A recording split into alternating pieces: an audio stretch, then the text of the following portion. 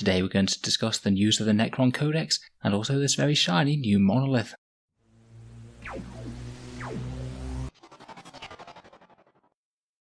Hello and welcome back to Auspex Tactics, where we've been talking about the new 9th edition developments as they come out. As well as some interesting Space Marine developments today, we've also seen some very nice new things for the Necrons. We've got a much better view of this new Necron Monolith. I think it's a very nice reimagining of an iconic unit in the Necron army. And we have the first official word of this new codex, and honestly quite a generous preview of the new rules that are going to be in it.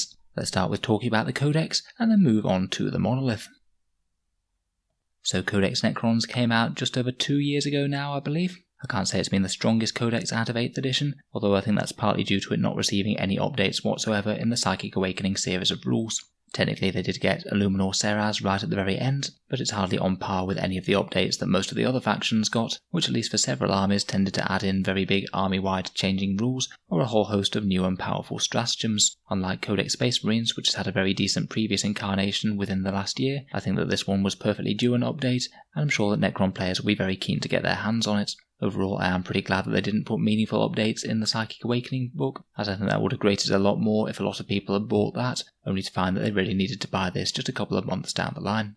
Talking of that, Games Workshop have said that like the Space Marine Codex, this will be out in October, so it is a fair bit to wait compared with the main rulebook, and again I do wonder if it was Games Workshop having to slow down their production for a bit while all the lockdowns were happening, which might have meant that these initial codexes were delayed a little bit after 9th edition's release rather than right at the start as they often otherwise would be. I think that a Necron Codex certainly was on the cards due to all the new models that are coming out, or at least reimaginings of old models as well in the case of the Monolith. And as well as that, we have had some hints of some other new rules in the Codex, such as revamped reanimation protocols to make it a bit more meaningful. I hope they have managed to make that a little bit more powerful, as it was often the case that Necron players wouldn't get to reanimate their units. If other armies did manage to focus a big unit of warriors or something down, then they just wouldn't be able to get back up anyway. In the preview video for the book, they did actually give away a surprising amount of rules, to be honest. Usually in Games Workshop preview type things, they tend to be very cagey as to the actual text of the rules, and admittedly they did just give us a few glimpses of pages for a few seconds, but to be honest with people on the internet, then there are going to be people who go through it frame by frame and have a pretty good job of reading the various different rules that they can see out.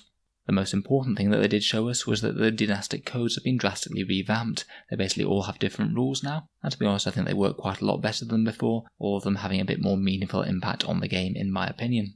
In particular, the popular Sautek dynasty, that's the standard looking one with the silver Necrons. They now get to reroll morale tests, and also have an 18-inch rapid fire on any rapid fire weapons. Not 100% sure how that will interact with the Gauss Reaper. I suspect they'll just be able to rapid fire at 14 inches, which to be honest will make them a lot more viable with that, and they might actually compete with the Sautek Gauss Flayers quite nicely. The Zarakan dynasty on the other hand is an interesting one too. For me the biggest thing is that they get to reroll one wound roll every time they shoot or fight, so sort of like half of the Salamander's tactic, and they also have a 5+ feel no pain type save against mortal wounds. Just having flat rerolls baked into them is really quite powerful, as we've seen with things like Master Artisans for Space Marines.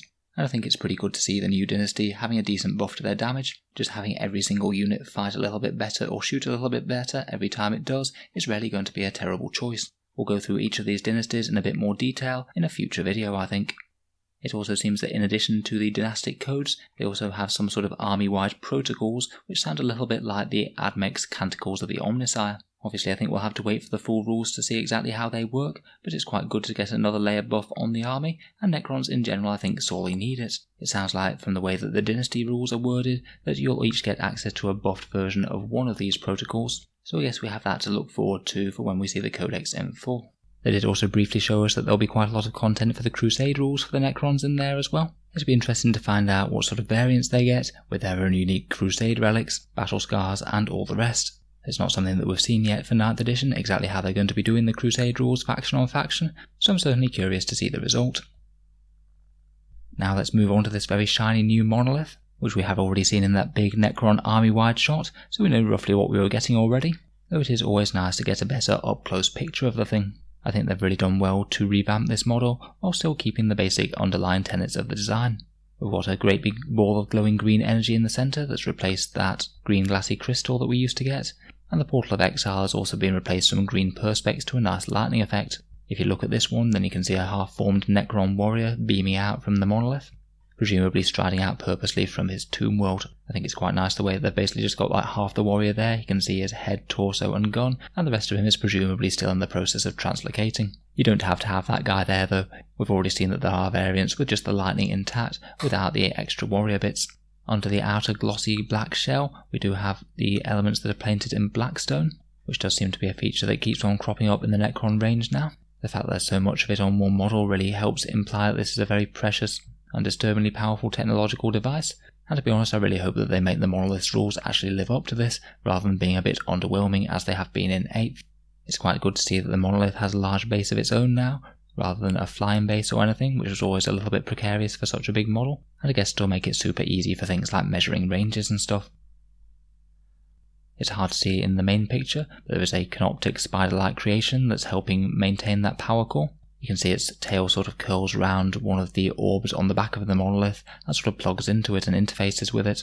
Very sinister and helps to tie the army together as a whole, seeing as you'll probably have a fair few canoptic creations floating around. Finally, we've got a choice of different weapons on the Monolith. We've got what looks like the traditional Gauss Flux arcs on the left. Again, a tri-barreled reimagining without the green rods, but it looks like the model in the main picture has been assembled with some sort of energy weapon. I'm afraid my Necron knowledge just isn't enough to be able to recognise exactly what sort of weapon that is. If anyone can recognise the type of the weapon at least, it'd be interesting, and let us know in the comments below. Really looking forward to seeing the rules and the points for this thing. I really hope that it's viable. It's really been a shame having the Monolith kind of be a terrible unit for the vast majority of the last few editions. I'm sure there's plenty of Necron players that would love to have one of these new ones as a centrepiece for the army. We are going to be waiting on the touchy question of the price as well. Size and power wise, it does feel sort of equivalent to a Space Marine Repulsor Executioner, perhaps even a little bit bigger of a model when you take into account how tall it is. Repulsor Executioners are £60 or $100, so I honestly would expect it to be this amount or more. Games Workshop has done some price rises since the Executioner originally came out. In any case, it's definitely a good time to be a Necron at the moment. Really looking forward to seeing how all these units will fit together once the Codex is fully revealed. And it seems very fitting that Games Workshop is kicking off 9th edition with a few shiny new models and rules to show us. So let me know what you think of the book and the Monolith down in the comments below. As I said, I'll hopefully be looking to do a video on those dynastic codes that they have shown us in the video itself, so feel free to subscribe to Auspex Tactics if you'd like to see that at a later date. If you're enjoying these videos and would like to help keep them coming, I'd just like to mention that I do have a Patreon page which is down in the video description below. Making all of these videos does take quite a bit of time, and Patreons ought to allow me to do this as part of my regular job. If you are enjoying regularly, then any support is greatly appreciated. The link's down in the video description, and you do get a whole load of benefits for signing up, things like seeing videos early or getting your name in the credits or things.